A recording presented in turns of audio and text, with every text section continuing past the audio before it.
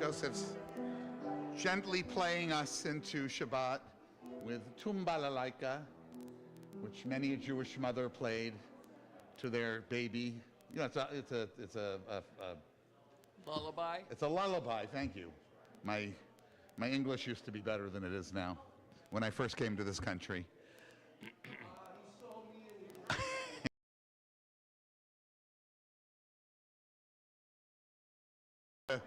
Peel away.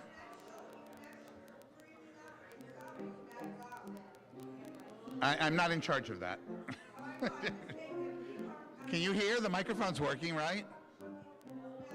I think it's because everybody's talking. Shalom, Shabbat, Shabbat, Shabbat, Shabbat, Shalom. Shabbat, Shabbat, Shabbat, Shabbat, Shalom. Shabbat, Shabbat, Shabbat, Shabbat, Shalom. Shabbat, Shalom.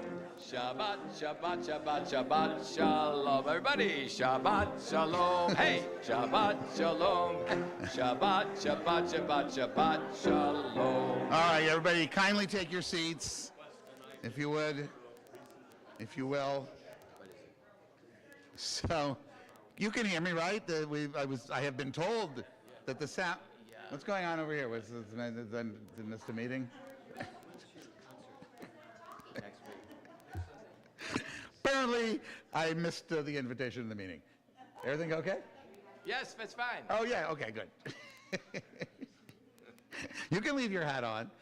Even though we don't traditionally cover our heads in the humanistic congregation, we don't frown upon it either.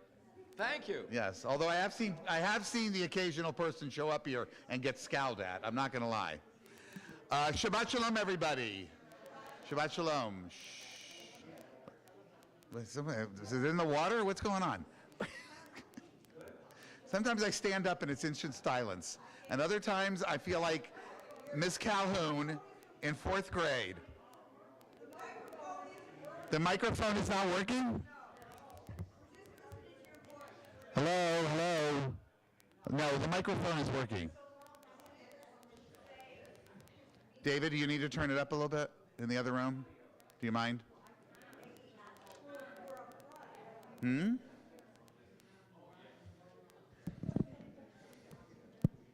you hear me? Okay, Can you hear me? Can you hear me? There we go. So I just wanted to let you know, do you hear any buzzing?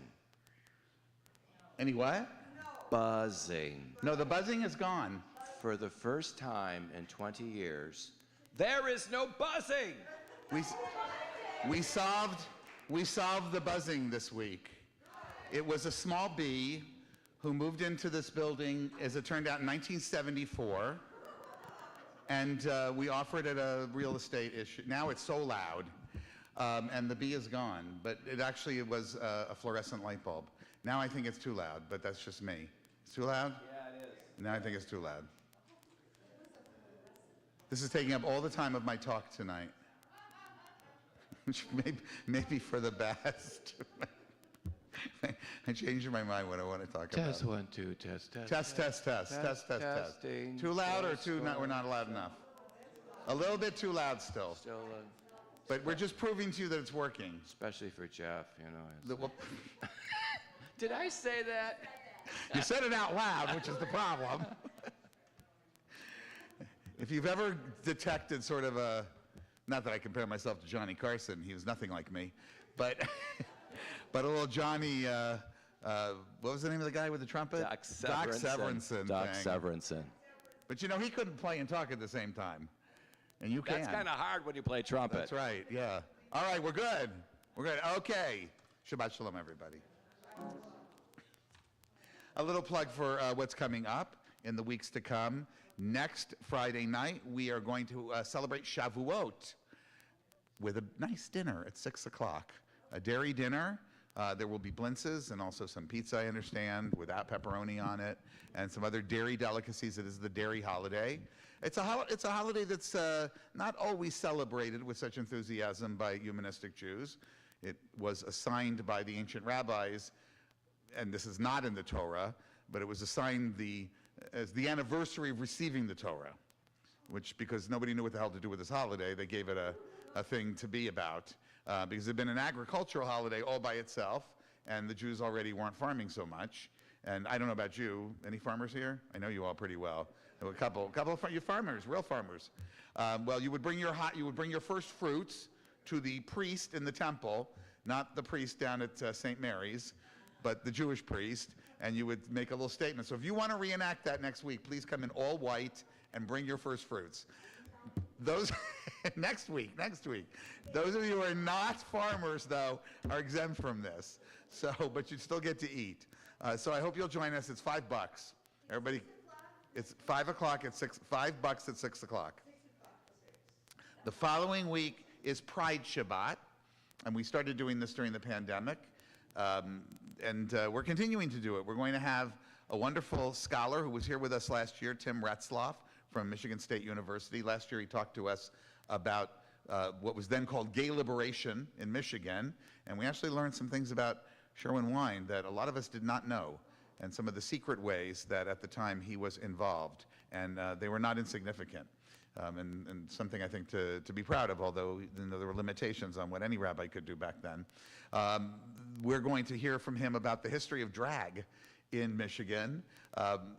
Barbara Logan's parents owned one of these clubs, and so he's going to talk about that a little bit. And Barbara and Francois are going to sponsor the Oneg. So please make an effort to come out for our little salute to the heritage of our LGBTQ members, and one of them having been, of course, the founder, the only major Jewish movement ever founded by an openly gay person.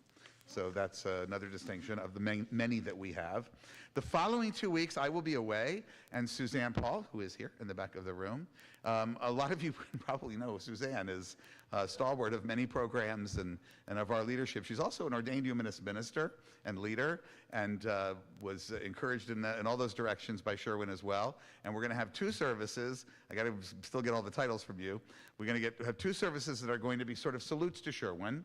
For those of you watching online, they will not be streamed, those services. They'll be a little bit intimate and different, sort of based on kind of the liturgy that Sherwin wrote. And I think it's going to be very, very fun to do that, because not only did they learn together, but Sherwin, I think, introduced you to many Jewish customs, and particularly in the humanistic light. So thank you for doing that.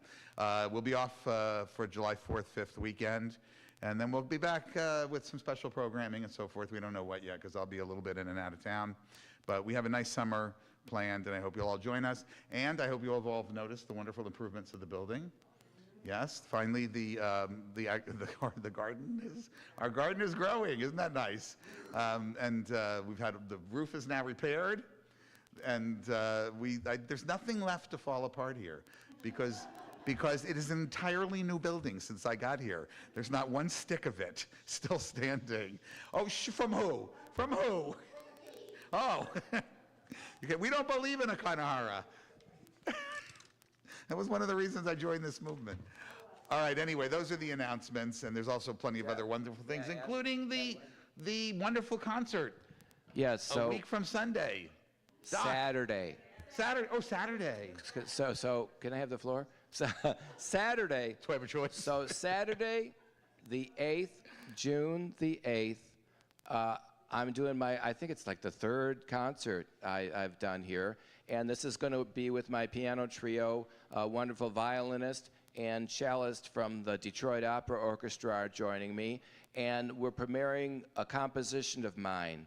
This composition of mine I entitled Tikkun Olam, Repair the World. And I got the inspiration to write this after the events of October the 7th. So basically, it's like a Middle Eastern sounding dance, and there is embedded in this piece a song that you know, Amar Rabbi Akiva, because it's about love. So I really hope that you'll be there. It's Saturday the 8th at 4 p.m., 4 o'clock p.m. Saturday. Thank you. Very, very nice. All right, our readers tonight are Natan Fuchs, Beth DeZoden Fuchs, Audrey Pleasant, Ruth Kadish, Jean Claridge, and Lonnie Fleischer.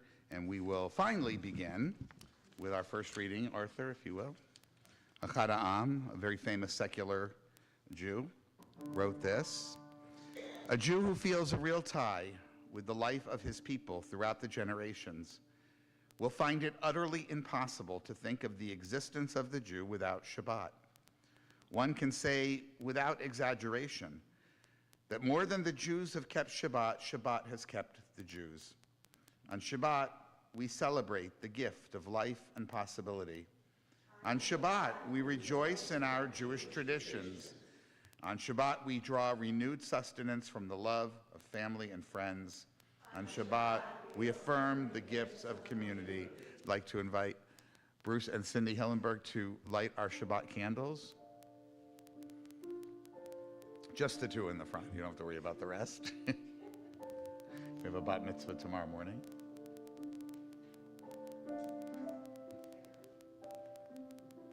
Okay.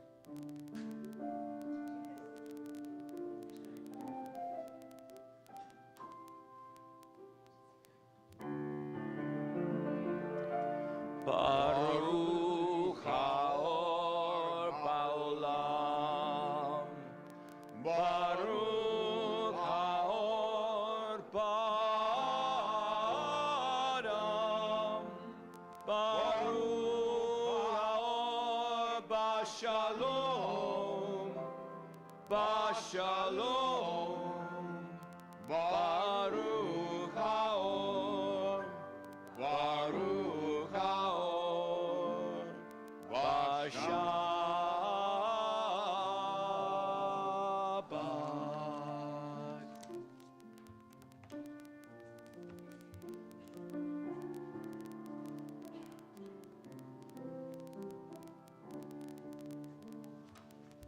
Shabbat Shalom. Each of us enters this Shabbat with a different need. Some hearts are full of gratitude and joy.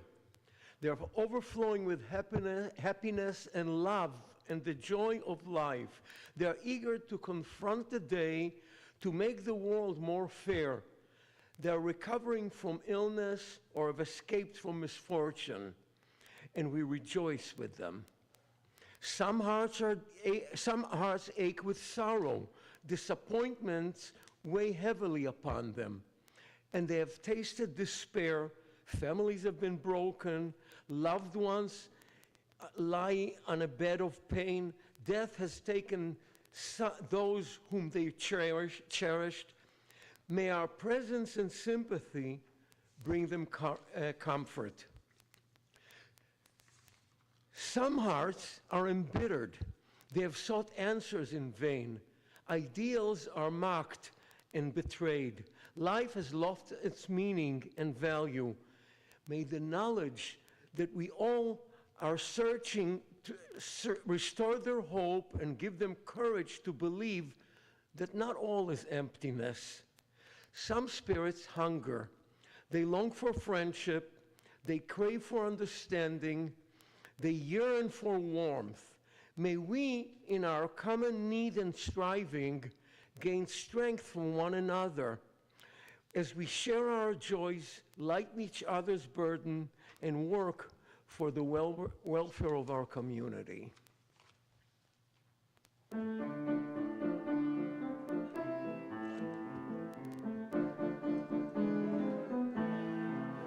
Lecha dodi likrat kala, beshabbat nakabla. Lecha dodi likrat kala, beshabbat nakabla.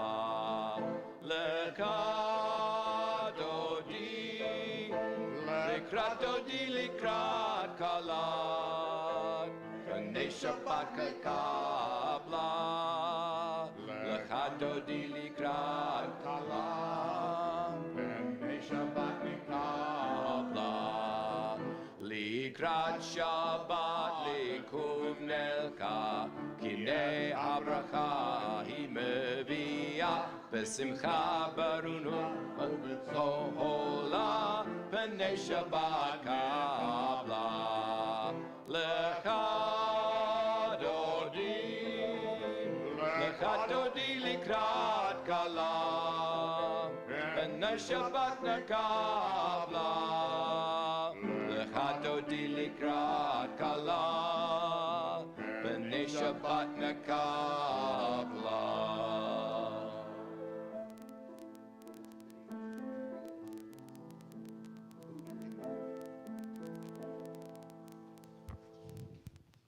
Shabbat Shalom. We peer at the sky, seeing it spread like a tent cloth. Below it, the clouds, chariot-like, move on the wings of the wind. On the horizon, we see mountains, ascendant valleys submerged that once covered the earth as a garment, which have since receded. As springs, they rush forth in torrents, flowing between the hills, giving drink to all the wild beasts, while above them the birds sing among branches. The earth now sated, the grass grows for grazing as the humans work the land, fermenting wines that gladden their hearts, coaxing forth bread from the earth. As the moon and the sun mark our days and our nights, circadian rhythms bring forth beasts from the forests who at night seek their prey, returning to their places of rest with the rising of the sun, as the humans again start their day.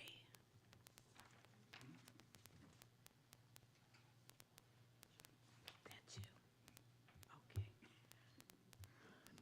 Heeft gaan? Okay. The sea, it's okay. The sea, I'm back again. The sea, too, vast and wide, contains its creatures beyond number. Surely countless are its living things, great and small. Ma rabu olmenu, mal'a ha'aretz kaninu. Exactly. Kenyaneha. Right, I don't read English.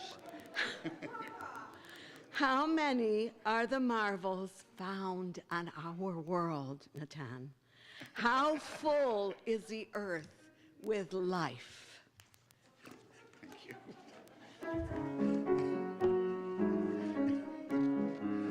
Lakunaranana, lakunaranana, lakunaranana, la Shabbat. Lakunaranana, lakunaranana, lakunaranana, la Shabbat. Naria, naria, yom simchatenu, nikadma b'shalom. Naria, naria, la yom simchatenu, bismirot naria lo. Lakunaranana, lakunaranana, lakunaranana, la Shabbat. Lakunaranana, lakunaranana, lakunaranana, la Shabbat. Naria, naria, la yom simchatenu, echad me b'shalom. Naria, naria, la yom simchatenu, bizmirot naria lo.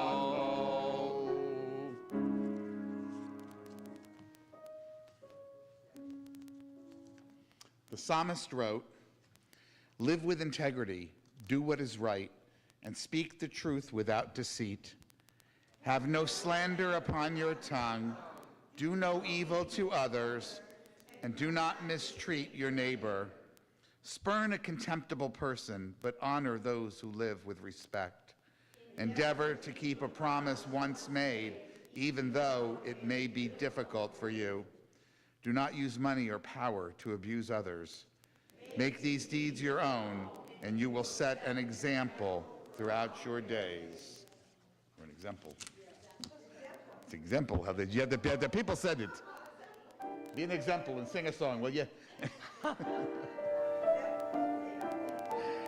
Spring fever. Niftat lanu sharei tzedek v'chesed v'rachamim.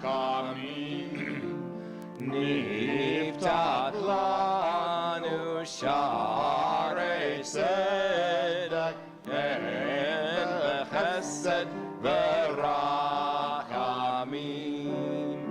Ele sharim la shalom, niftach lanu v'navovam. Ele sharim la shalom, niftach lanu v'navovam. Niftach lanu Sha'arei tzedek chen v'chesed v'rachamim. Niftach lanu Sha'arei tzedek chen v'chesed v'rachamim.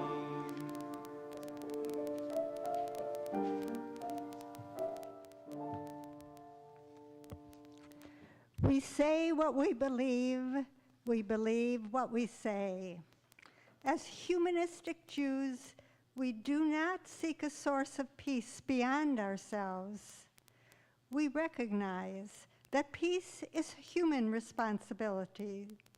We do not plead for supernatural intervention to bring healing to those who are ill or injured. We pledge to be present for them in the hope that this will contribute to their recovery. We do not ask that our dead find protection under divine wings of mercy. We acknowledge that the dead are gone and that caring for their survivors is what now matters. Our communal rituals and celebrations empower us. When we gather to collectively affirm what we believe about the nature of reality and the responsibilities of humanity, we are strengthened. For the humanistic Jewish believer, this is the essence of what some call the religious experience. Surrounded by a like-minded community, we are liberated to say what we really believe. Thus empowered by one another, we can better live by our beliefs each and every day.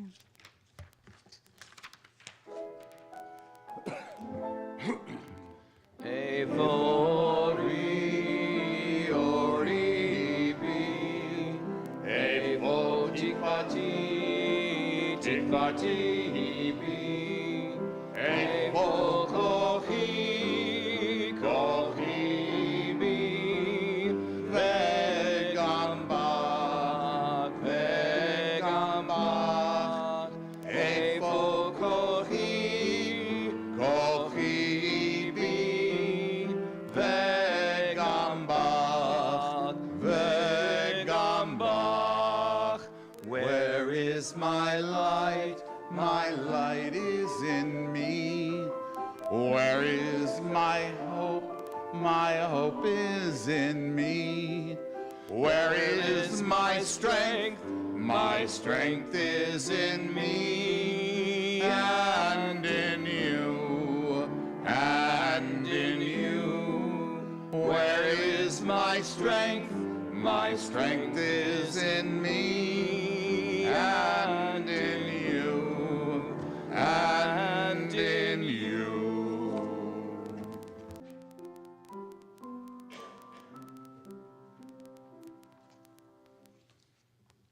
Shall we ask, by what commandments should we live? Or might we better ask each of ourselves, what kind of person should I be? The first question assumes that there is one right answer. The second assumes that there are many right answers. If we ask how to answer the second question, we are answered in yet other questions. What should we do When you see another suffering, or in need, afraid, or hungry, what causes are worthy? What world do we dream of where our children play safely in the street? There are many such questions, some already their own answer, some unanswerable. But when all the answers to all the questions are summed together, let us not hear less than this. love Well, seek the good in all things, harm no others, think for yourself, take responsibility, respect nature, do your utmost, be informed, be kind, be courageous, at least sincerely try. Add to these 10 injunctions this: let us always be true to ourselves and to the best in things, so that we can always be true to one another.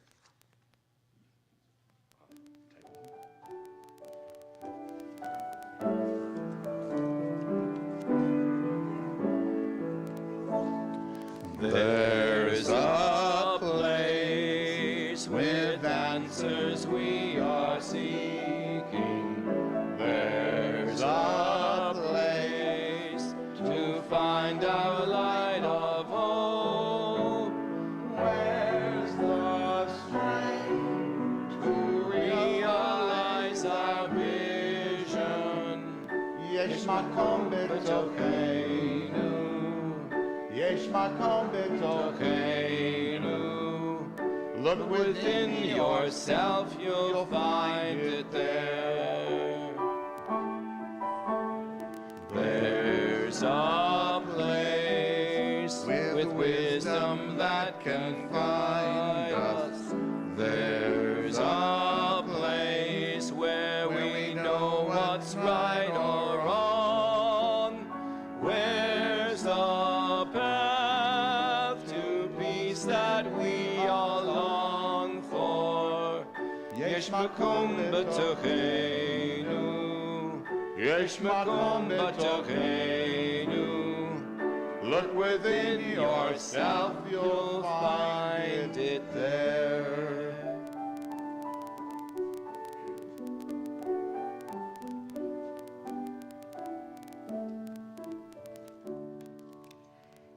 Humanists believe that making peace is an exclusively human responsibility. Yet, like many others, humanists possess no universally agreed upon perspective on war. Some believe it should always be avoided.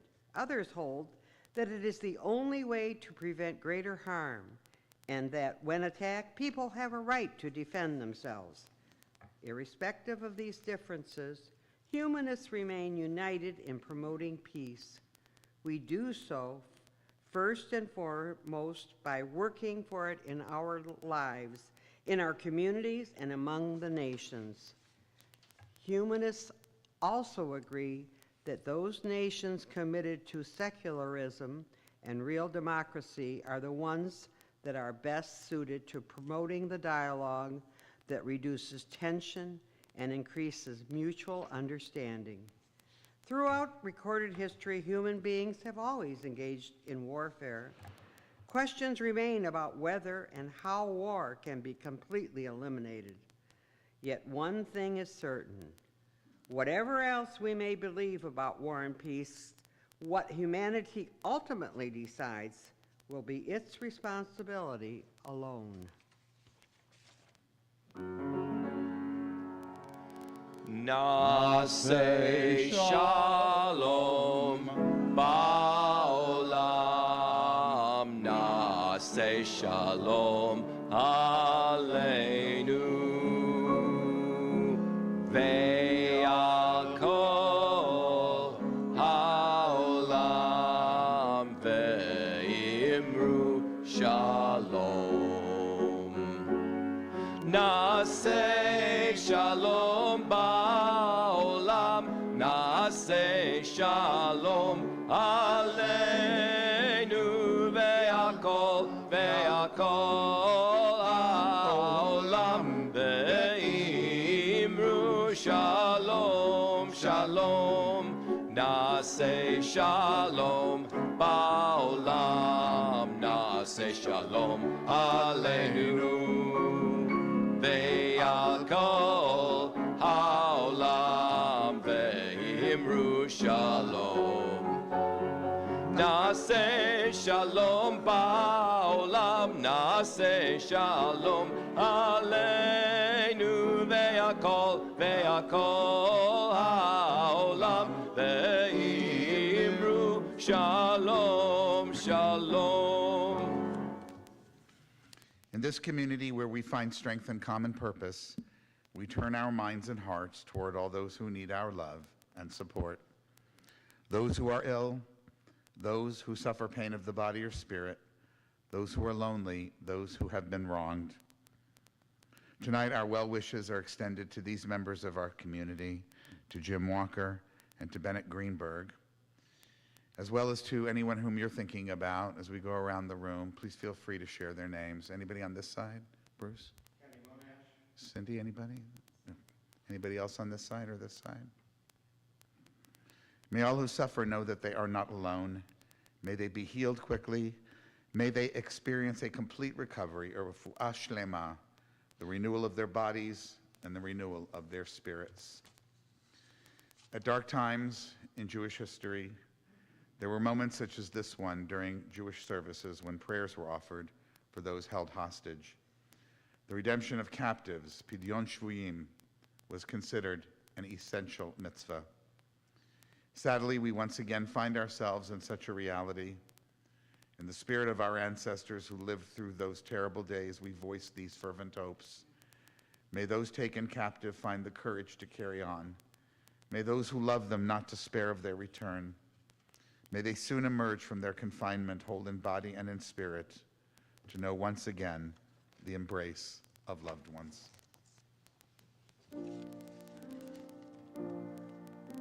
Makom ha'koach b'tocheinu,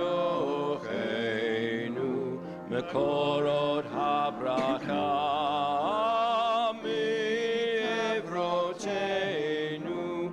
May the source of strength that dwells so deep within us help us find the courage to make our lives a blessing, and let us say Shalom. Mekom ha'koach b'tocheinu, Mekorot ha'bracha mi'evrotenu. May those in need of healing know refuah shlema, the renewal of body, the renewal of spirit, and let us say Shalom.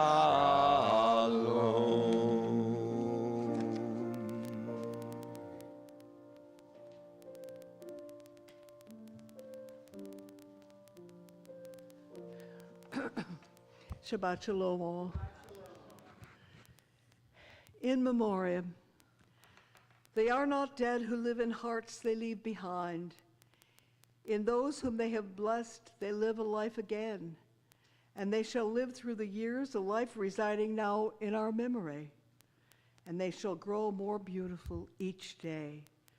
As we declare their good, forget the rest, and remember that they mattered then, and they matter still.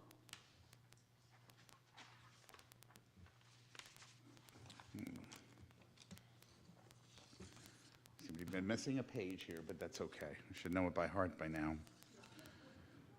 As our hearts turn toward the memory of those who have left us behind, and tonight, whose yahrzeits we honor: Shirley Berman, Sidney Broida, Tony Klarich, Ben Magder, and Carl Stillwater. And I invite any of you who's remembering someone who's no longer with us to please share their names as we go around the room. Anybody on this side? Yes? Thank you. Anybody over here? Miriam? Judith Roberts.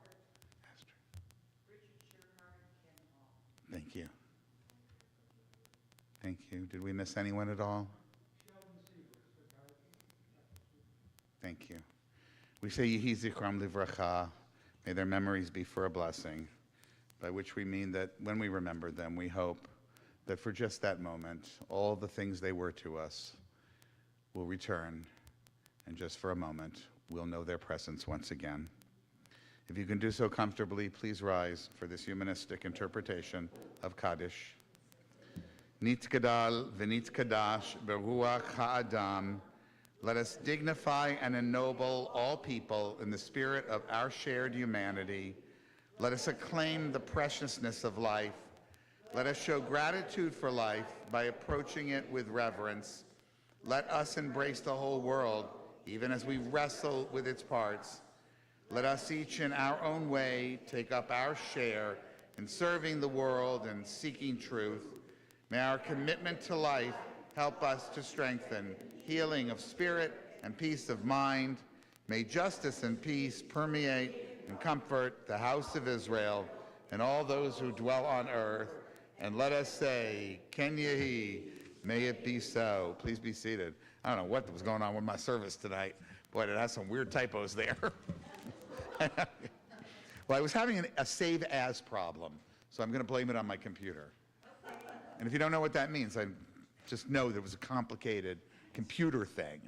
I don't know what happened. There was something in there that had 4 R's and 3 D's and an S. So, huh? It was supposed to be less, yes. And a whole page was missing.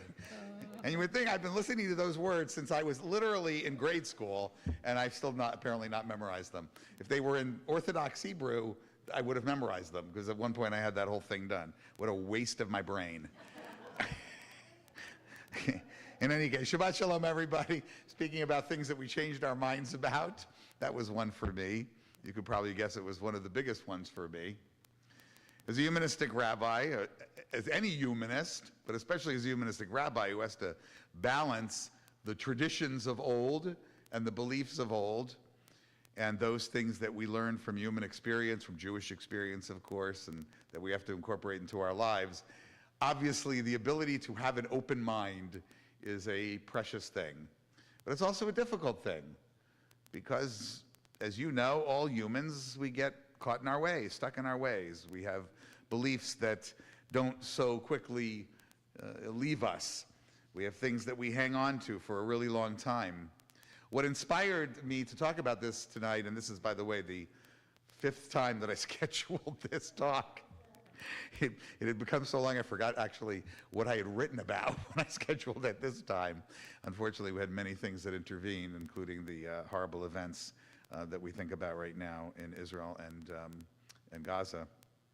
But in any case, the inspiration for it came from a question that I, among the rabbis who contribute to the Ask the Rabbis column in Moment magazine, I have to tell you, just a little aside, one of the proudest moments of my life, because I literally grew up reading that. From the time I was 13, I would read that, and I learned a lot about different forms of Judaism from it. It's one of the more pluralistic kinds of magazines that we have, one of the most pluralistic forums that we have in this country. It may be the only place where rabbis of all types, from the most Haredi, ultra-Orthodox to, well, me,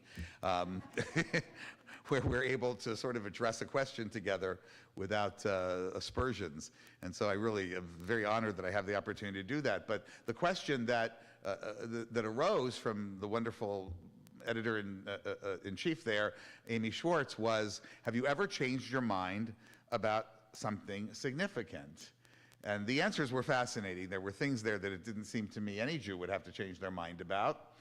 But if you think about it, if you don't grow up with sort of a humanistic or a liberal outlook on life, you do have to rethink your position about what is the nature of a woman, what is the nature of reality, what is the nature of our texts. And so there were some very brave answers that emerged there, things that we, I don't think, as modern secular people, even if we were latecomers to this movement, spend a great deal of time on.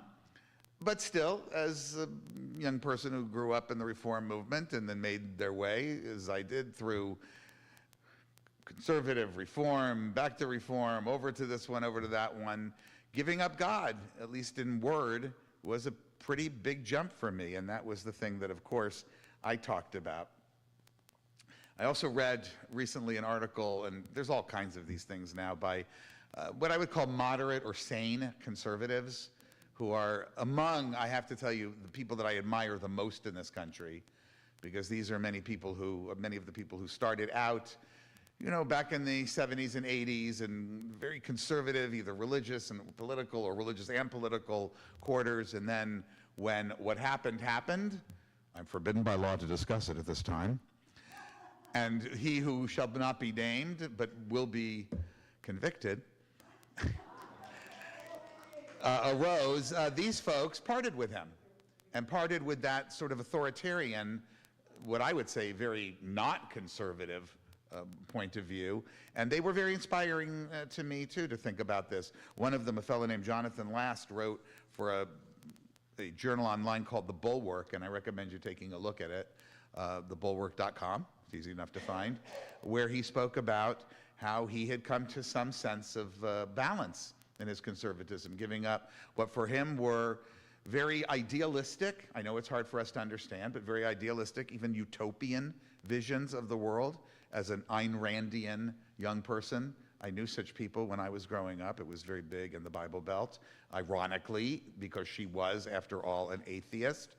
There's a new wave, by the way, of atheists coming through who are like her and are not embarrassed to call themselves atheists. And those of us who are non-theists, we're going to need to double down on the humanism in our non-theism. But that's a little aside there. Apparently, they're changing their minds the wrong way. You'll be reading about them soon, and I will talk about them too.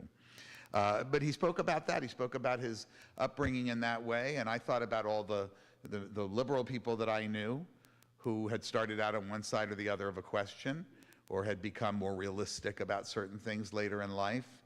And I realized that this is something that every human being has to go through, changing their minds about something significant. This isn't just like deciding you like this kind of outfit over that kind of outfit, or this kind of food over this kind of food. These are things that take real engagement with the world and real engagement with ourselves.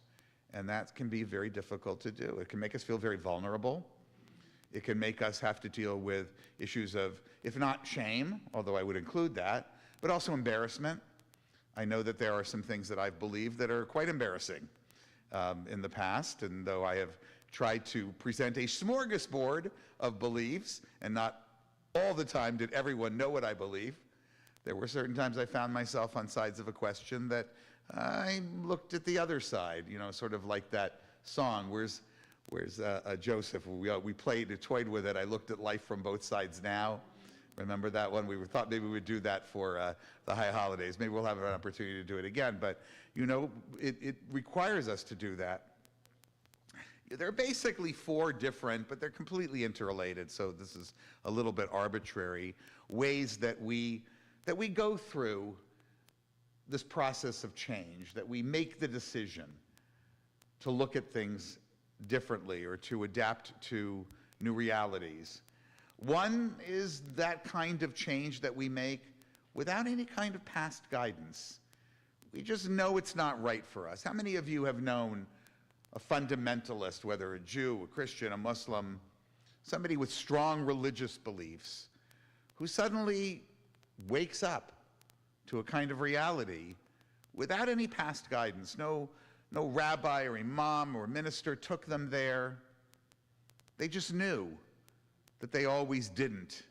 Or conversely, and though it's not our experience, it's important, they didn't believe and suddenly found that this was their path without any past guidance. They simply felt a hole, and that hole was filled with them by this kind of spirituality that is foreign to us as humanists. You know, in a lot of ways, this is a response to very intensive personal needs. Sometimes it is influenced by people around us. But this kind of adaptation, I think it's very hard. I'd suggest that it was the type that Sherwin took. I don't think there were many role models for being an atheist rabbi. That was not something that we discussed in the yeshivas or the halls of rabbinical school. A lot of change takes place in response to societal needs. We see things changing around us. And we wonder, have we been on the wrong path all along? Some people get very rigid and refuse to change, and that's a way of addressing these issues too. But those of us who look carefully at where the mistakes may have been made in our societies, particularly when it comes to how others are treated or made to feel by certain norms, and we see those things changing, well, that's a societal influence, and it's a good one. Sometimes it can be bad too. We know about peer pressure. But here we're talking about things that I believe prove themselves over time. The judge that makes the decision that I was wrong about same-sex marriage. It turned out to be a good for society. It turned out to be a wonderful gift to people, rather than thinking that it was going to be the end of traditional marriage. We'll get into that a little bit more and see how some of our movements, even in Judaism, have dealt with this. There are the kinds of perspectives that we find challenged in ourselves when new information enters. Oh, I didn't know that before. Not just societal change, although that's related, but I had no idea. Sometimes it's because of a new scientific discovery. People are revealing or having revealed to them all the time things that we didn't know because we simply didn't have access to the tools to measure them. That the Earth goes around the sun and not vice versa. As difficult as it is for us to understand this, that was once a bone of contention, even after the proof came out, even after the telescope demonstrated which way all around things up in the sky were moving. It can be difficult. And finally, there are the changes that arise from personal growth and altered self-perception. We wanted to be this way, but we couldn't be. It wasn't within us, or it was damaging us. And so we needed to change. And that's where good therapists, but also good introspection, if you have that strength, come into play. So I want to give just a few examples of each of these, some of them big, some of them small, a few of them involving jokes, which I'll start with now. The transformation of what was ancient Israelite culture into Judaism was, I think, one of these great changes of the mind that must have started with a few individuals and spread to the point where we are today with a Judaism that looks familiar to us. Believe it or not, and there's new research that's proved this, things that we take for granted about Judaism, whether we're humanists or we're Orthodox, these things are maybe even newer than we thought. They may be as recent as 2,000, 2,200 years old. Now, I know that sounds old, but the prevailing thinking was at one time that they went back to at least inspiration from and some kind of gradual growth from the Torah and other scriptures, but it may not be so.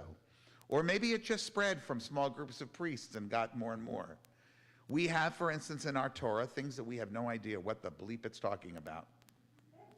There is a place, 3 places, where it says, do not steep, boil a kid in its mother's milk.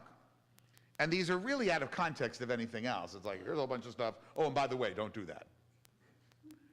And nobody knows what the hell it's talking about. I mean, we could think about it all day long and make up stuff, and most of what you've heard was made up. I remember our rabbi told us, well, there was an ancient Mideast custom of killing the child, the veal or whatever, and boiling it in the mother's milk, and this was something, the Israelites wanted to differentiate themselves from this cruelty, this horror.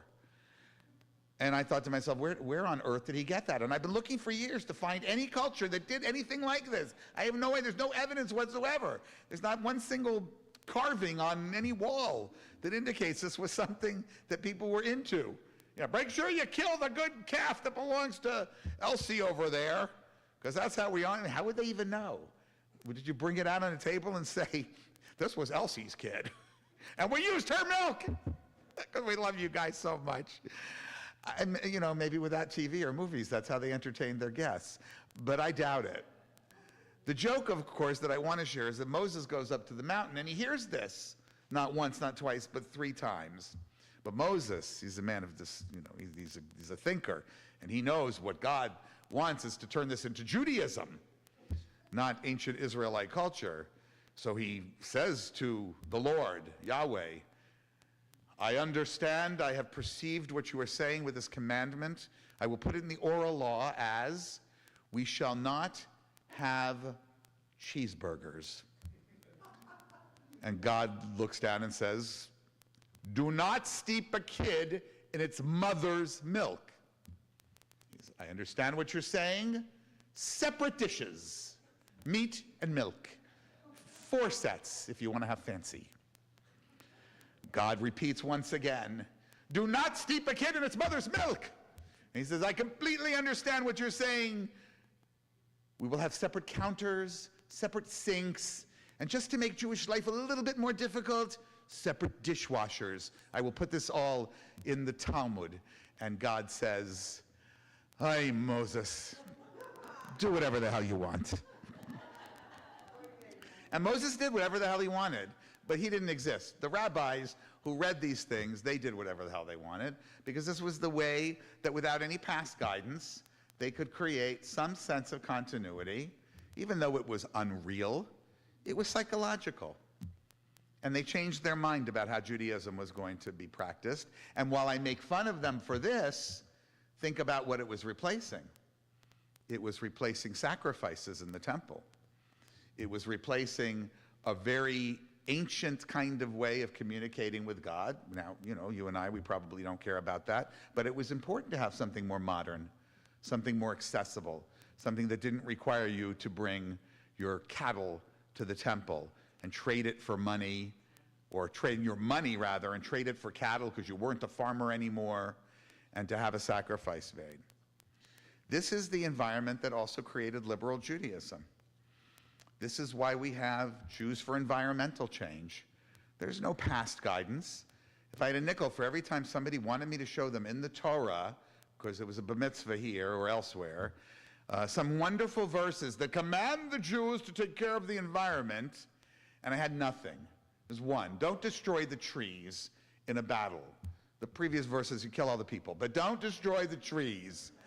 So not really, it doesn't feel that inspiring about fossil fuels, for instance. So a gap grew between reality and the kind of guidance we needed, so we come up with our own. And so this is the kind of change that is made by confronting reality without past guidance. We didn't know what to do, and I'm just skimming over here because I know the time is short, but I do want to return to Sherwin Wine. Sherwin Wine perceived that there had to be a different way to be Jewish. That wasn't just secular, that was religious. He liked that word, and some of us are more or less comfortable with it. I had a reading that said some people call. But that in any case would provide those kinds of things. It was prescient. Now, nobody ever knows whether their movement, their type of Judaism is going to be the one to hang on or what have you. But he was certainly right whether this movement's the thing that's going to carry it or not, and I believe it can. I definitely believe it can, especially with all the young people coming into it now. You saw some of our young rabbis here ordained just a few weeks ago.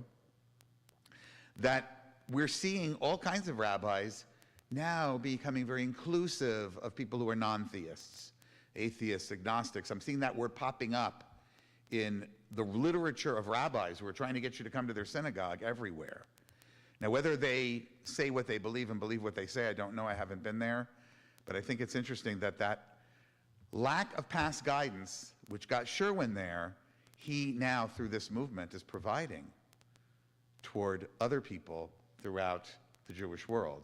And I should mention that in January, we're going to have our first real recognition as a movement, the Jewish Publication Society, which is the single most important imprimatur of what belongs in the canon of English, at least, Jewish thought, is publishing a book edited by Rabbi Adam Shalom and Rabbi Jody Kornfeld. I don't know what's in the book yet. I haven't seen the contents, but it's called Understanding Humanistic Judaism. This is a triumph of change without past guidance. And now, anyone who would come into our movement from here on has, since Sherwin and since these things have come to reality, past guidance. There's other examples too. I had examples about the role of women in society. There's really nothing that taught Jews, modern Jews, or other religions that did so, how to adapt to the changing roles of women. It took our movements forever to do it. I'm trying to decide whether I want to share a joke with you. Here's a joke that Orthodox people used to tell, but I think it shows you the change. At an Orthodox wedding, the bride's mother is pregnant. That's still true. I've been to many Orthodox weddings where the bride's mother is pregnant. At a conservative wedding, the bride is pregnant.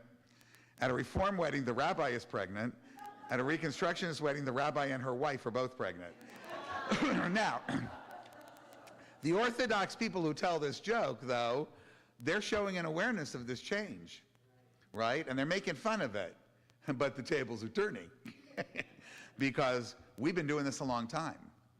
And now the changes that we made without past guidance, such as ordaining Sally Priesand as the first ever really recognized women rabbi. There was another woman in the 1930s who was never recognized by anyone and only posthumously. But Sally Priesand still being around today. In 1974, Sandy Eisenberg Sasso, ordained by the Reconstructionist Rabbinical College. 1985, Amy Eilberg became the first female rabbi in conservative Judaism. And we were not late because we didn't believe in it. We're just late because we didn't have a school. Our own Rabbi Miriam Jairus becoming the first woman rabbi ordained, yes? Well, with someone else in 2003 here. But it's only different because we were all about having women rabbis. We just didn't have a school yet. But in that case, we provided then a model of a woman rabbi without God, which is still a very rare kind of thing. And this all took a long time. The same happened with gays and lesbians. And now it's acceptable. I was uncomfortable for a long time, but the Q does mean queer. I remember the first time I heard that as a gay man, I thought, ooh, please don't. But I'm okay with it now. That was a change of mind that I had when I listened to young people. I was ordained in 1989, and I was married to a woman at the time, the mother of my beloved children, but I thought I was the only gay person in the world who had ever been ordained by HUC, the Hebrew Union College. And I later found out that quite a number of people in my class were, and even the Reform movement, for all of its forward thinking, with no past guidance, did not know what to do, but finally changed its mind. And in 1992, the first class was admitted, and now they have spent some time really doing teshuvah over this. It took till 2006 before the conservative movement even began to entertain the idea of lesbian, gay, bisexual rabbis and so forth. There's a joke I'll share with you, but it represents the growing acceptance, but the discomfort as well. And I remember even laughing at this joke after I came out, because it was so wondrous that such a thing as a gay congregation existed. There are no more gay congregations in Reform Judaism. They don't need them. There are congregations that have gay, I would call it gay legacy. So these are gay legacy congregations like Beth Simchat Torah, but they're not, their congregation is not primarily made of gay people. It may be heavily gay, but it's not a refuge. But there was a time when it was a refuge, the time when you would go to a gay congregation and the joke went like this: a man arrived there feeling all comfortable, he could finally be himself. This is a joke from the early 2000s. And he sees another guy looking at him, he looks at him, and he starts flirting with him. There's a little eye contact going back and forth. And then two people come up to him and they lift him up by his shoulders. He says, "Get the hell out of here. What are you doing?" He says, "I thought a gay congregation. I thought that this was okay. Came here to meet people like people do in synagogues." He says, "Yeah, but not with our Rebbitzin." Rebbitzin, for the very young people, a Rebbitzin is traditionally the wife of a rabbi. The Rebbitzin. Rebbitzin is the wife of a rabbi. Sorry, you had to have a little Yiddish for that. But now you'll know more than anybody else because Arthur made it his life's goal, his Yiddish language learning life's goal, which is short, to figure out what you would call an actual Rebbitzin, which he is, but not. And a male Rebbitzin is a Rebbitzer. Yes, that is true. So you can call him sir. There are now the next, number 2 on our list, these kinds of changes that are made in light of new information or perspectives. These are things that come from finding a new kind of angle on something. There's a story that I really love. It's an old Hasidic tale about a king who owned this large, beautiful gem. You might have heard it. It had no equal anywhere. But one day this gem sustained a very deep scratch. Beautiful gem, and now it had been ruined. So the king, hoping to save it, summoned the most skilled gem cutters in the world, offering a great reward to anyone who could remove this blemish. It wasn't possible. No one could repair it. But after some time, a gifted artisan learned about it. He came to the king and he said he would make it more beautiful than it had ever been before. And impressed by his confidence, the king entrusted that stone to his care. And what did he do? He kept his promise. He turned that scratch, that blemish, into a lovely rosebud with the blemish as its stem, to remind us that with new perspectives, we can see things in a different way.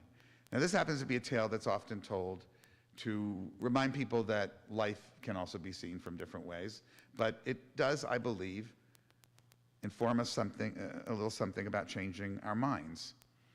Because when we can look at what in the world seems to us to be a problem, what in ourselves seems to be a problem, and we can find new ways to address it, new angles to hold the gem that we or the world may be from, to see a rosebud that maybe wasn't there before, to make that rosebud if we need to, sometimes combined with new information, well, that's a gift, and that's a beautiful gift. And sometimes it comes from, as I mentioned earlier with my allusion to Galileo, it comes just from the ability to open your mind to new information. There are a lot of us who believe things very, very rigidly about how the world should be and look. And believe it or not, one of those was Albert Einstein. You might not have known this, but he could be quite rigid. And in fact, though he was, I would say, probably the most important modern physicist of all time, at least in terms of all the important formulae and various discoveries that he made, he could get trapped in failure to change his mind. He believed very strongly in what was called the static universe. That things were where they were, and that's where they were. And he was wrong. He believed that it was static, so much so that when he introduced his equations of general and special relativity, he had to put in a little equation. I don't know enough about how this works, but a little equation to counteract the gravitational force that would show that indeed it was not a static universe, it was a universe that was coming apart. We all know this. Every child who's learned about the Big Bang, which would not have been believable at all without the knowledge that he did not have and could not access, or if we had relied on his formulas for the rest of time. Fortunately, we didn't have to. Because, and you may remember this from elementary physics, I do not, but it was in 1929 that Edwin Hubble, now Hubble you know, because they named a telescope after him, he observed something that I think we do mostly know about, called the red shift.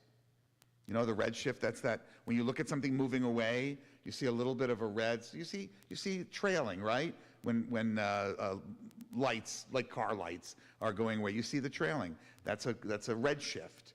The distant galaxies, with the tools that he had invented to measure, were eliciting a red shift. And when Einstein looked at that and the findings of others, he said, "This was the biggest blunder of my career."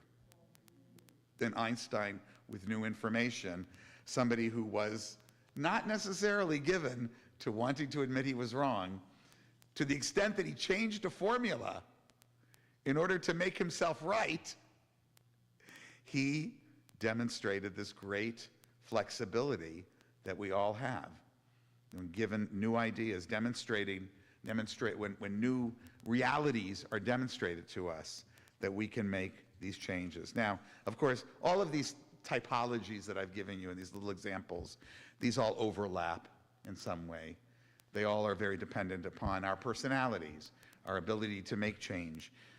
And while it may seem that my examples, and by and large this is true, were all about making progress, there are people who thought themselves, and to this day think themselves, very progressive, who are in fact perhaps taking us backwards. We saw this with the Russian Revolution, which was lauded as being a movement taking humanity forward, the communist utopia that lay ahead, and turned out to be an utter and complete disaster. Believe it or not, people who lived under Hitler thought that they were progressives. Now, that doesn't mean that they believed all human life was equally important. They didn't. They believed in the necessity of eliminating, or at least dealing with, those who were problematic. But the Jews were on that list, not because, as many people feel, we were deemed inferior, though we were seen as inferior racially, but because that inferiority led us to block the progress of humanity. That we were, as the protocols of the elders of Zion make very clear, that incredible forgery purporting to have brought the important Jewish minds together to control all of society, to control capitalism and socialism and this, that, and the other, that in fact it turned into Auschwitz. I know that there is what to be argued about these encampments that are going on, and I know there are many people who feel that this is very progressive. They're defending the rights of the Gazans, who definitely need our sympathy.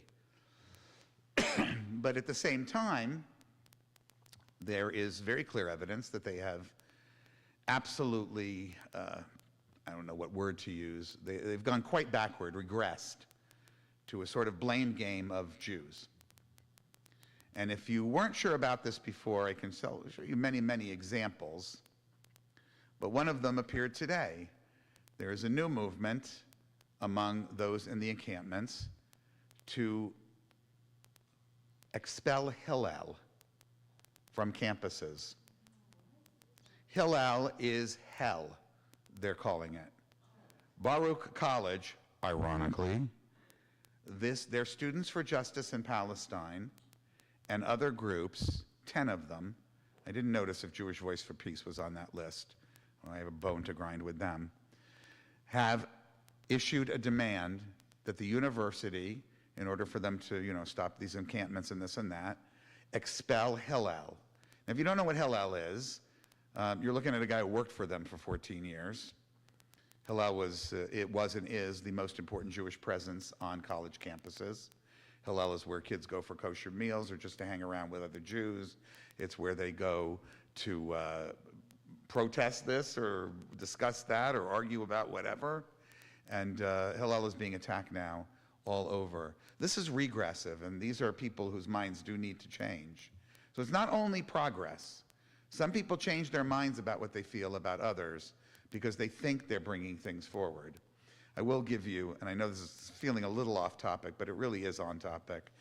When the Ayatollah Khamenei tweets to you that you're on the right side of history, O ye university students, you should question whether you are. And if there was ever something that should make these people change their minds, it is the necessity of understanding and uncovering just who the Ayatollah Khamenei is. So that, I think, is probably a good place for me to stop tonight, even though I have like another 50 pages here, as I always do. But we do have a little bit of time, and I wanted to see if there was anybody who wanted to share. The microphone's over there, just we couldn't put it in the middle to get in the way. But if you'd like to share something, you can. You don't have to. And if you don't, I will share one last thing. But I'll give you a moment to think about it. You don't have to raise your hand. You can just go up. No? All righty. Take the mic. It's open mic night.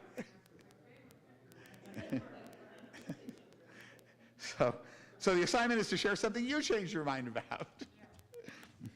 So I've been thinking about this actually, I think since the first time you offered it at a service, and I originally thought, I can't think of any major thing that I have really changed my mind about. But then I started thinking, and I realized that the issue of capital punishment, I have really not gone 100% changed, but I have changed my mind. I think when I first thought about capital punishment, I really thought that it had a place, that there were some people and some crimes that these people needed to be permanently eliminated from civilization. And as time went on, and I actually talked to Shuren about it a few times, and he told me, he said, well, he believed that the humane thing to do would be to give people a choice, execution or life in prison with no parole. And that some people might choose execution. That might be better. But then, evidence started to come out about innocent people being executed, and that there was really no change in the crime rate. It didn't seem to be helping. So I would say a big change in my beliefs has been, I am totally against capital punishment. I don't think it's the hallmark of a high society. I think it isn't helpful. It doesn't improve our lives. It's punishment that doesn't belong. But of course, there are people who should never be out in public again. But they just need to be removed, not killed. That's my... That's, I think, a perfect example. Thank you. Yeah. Anybody else want to share? Go ahead, just get up. As he's right, I'll just say the capital punishment thing, one other little issue for me, one of the reasons I changed my mind is I felt that being put to death seemed a little bit too much of a reward, and that real punishment requires living life, having to deal with what you did. Okay, go ahead, Michael. Well, like a lot of us, can you hear me? Yeah, walk closer, or take it out. Be comfortable. There you go. Hello. Well, like a lot of us, we grew up in the 60s when there was demonstrations against the Vietnam War, and we were all for it. But we have to realize now, even then, there were people who spit at soldiers, who laid on railroad tracks, who did some bad things. But by and large, it was a good thing, and eventually we ended the war. No, not us, but eventually the war ended. Now I'm feeling not mixed feelings about the demonstrations going on in campuses. Because part of me says, cut this out, don't you understand? And Thomas Friedman wrote an article in the Times last week that just laid out what he thinks is that when they demonstrate, and remember they're 18, 19-year-old kids, and they've seen some of their own people killed, so you have to accept that. But in my gut, I'm thinking, don't you recognize Hamas? How did this war start? They never mention that, and it makes me mad, and I'm thinking, I'm not sure I like these demonstrations anymore. And sometimes it results in anti-Semitism. There was a demonstration at Wayne State that didn't go on very long, and I'm not really sure.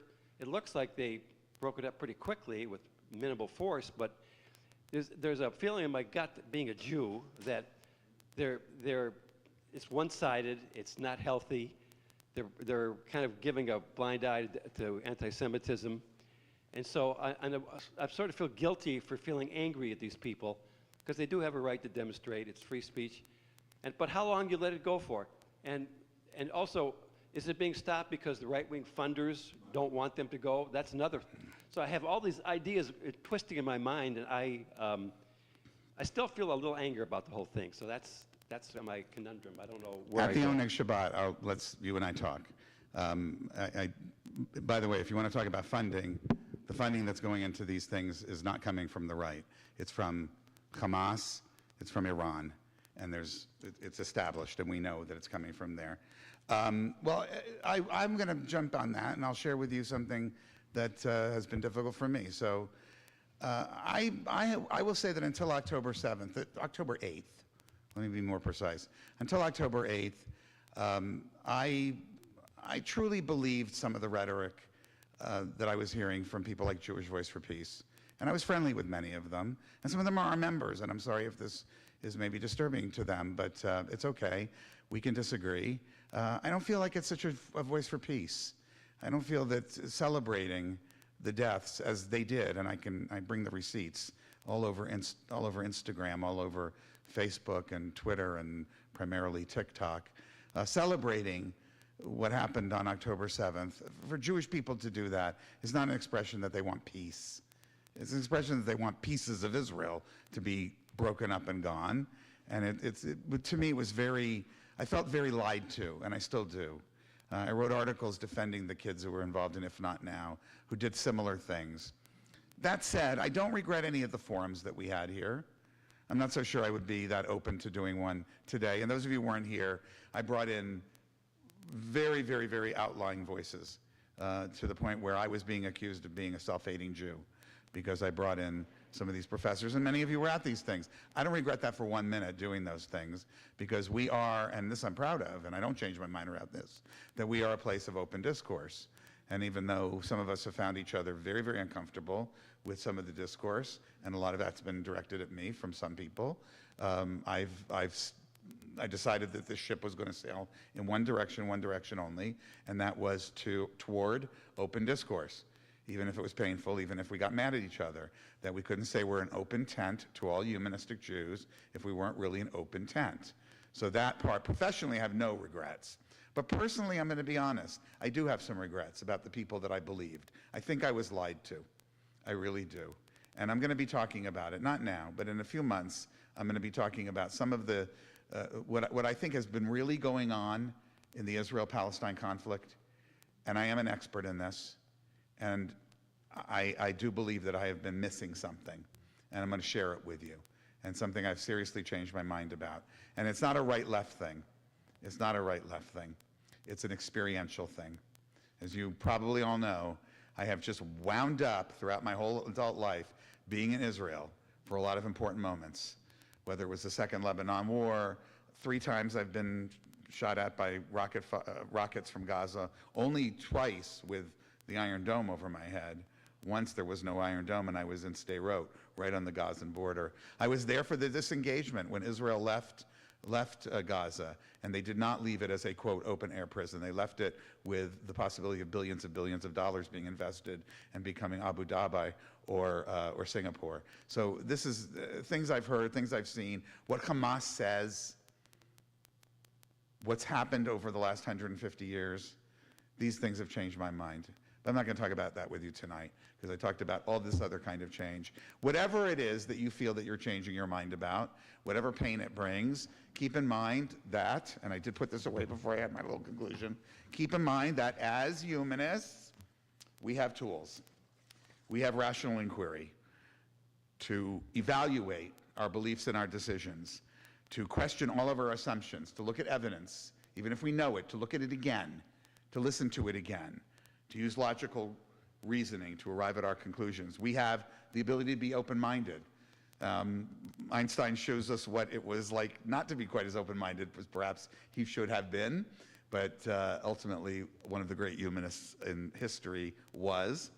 We have the ability to be skeptical, and skepticism is so much at the core of what we are as humanists. And we have personal autonomy to make our own decisions and to show respect for others. And we have the ethical core that comes from developing our own moral guidelines and not looking at a source on high, looking at sources from within and from without, the people we trust, the societies we trust, and the histories that we can learn from. So that's where I'll end. Thank you to those of you who shared, and hopefully we'll have some more conversation at the ONEG. And where'd you, oh, there you are. Run, Joseph, run. I'd say Flojo, but.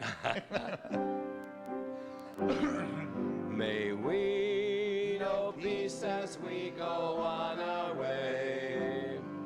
May we be guided by love. May we be blessed with health and joy. May this be our blessing. Shalom. Shalom.